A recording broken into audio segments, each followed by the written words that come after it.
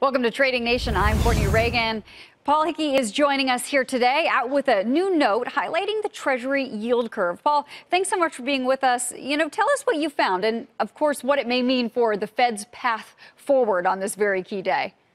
Yeah, so hey, Courtney, how you doing? So what we're looking at in the yield curve is, despite the fact that interest rates have been rising across the Treasury curve so far this year, the long end of the curve, i.e.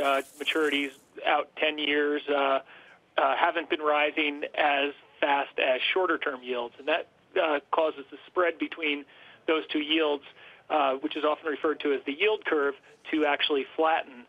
Over time, the Fed has really focused on the yield curve. By their own research, they say that it's the single best predictor of an economic recession.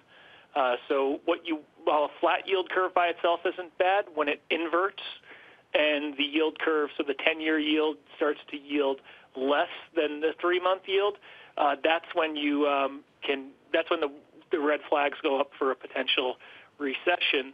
So I think as the Fed goes on in 2018 and beyond, they're going to be watching the reaction of the long end of the curve to see how it responds to rate hikes. And if it gets to the point where we get near the curve inverting, I think they're going to be more hesitant to hike rates. How close do you have to get to be near that inversion when that red flag goes up that you're talking about?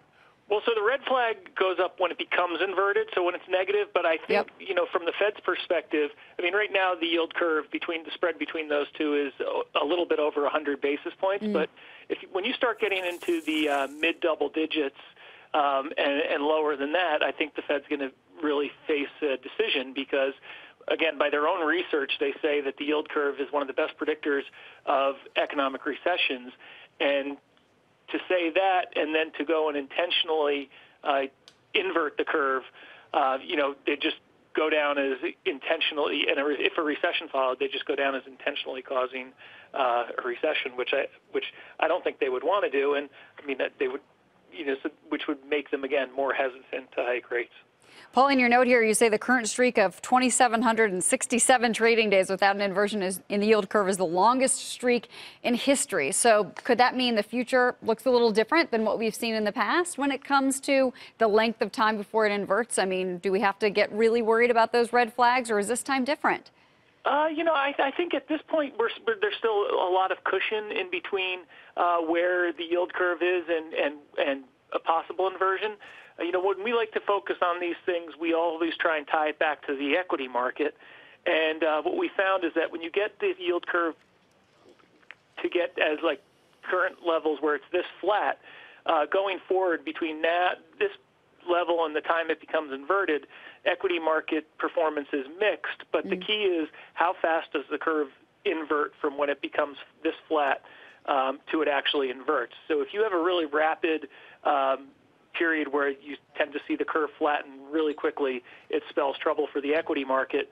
But you can have periods like the 1980s or the mid-1990s where it stays flat for a couple of years and the equity market does just fine. From 1995 to 98, it was a flat curve environment, and the equity market rallied close to 90%.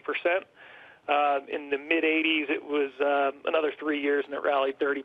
So a flat curve by itself doesn't spell trouble for the economy or the stock market, but if you start to see it flatten rapidly and invert, that's when you can really run into trouble for stocks. We're going to watch this one very closely. I appreciate you joining us here today, Paul, with the results of this new study. Appreciate it. My thanks to Paul Hickey, Bespoke Investment Group. Thank you for joining us and watching Trading Nation. I'm Courtney Reagan. We'll catch you next time.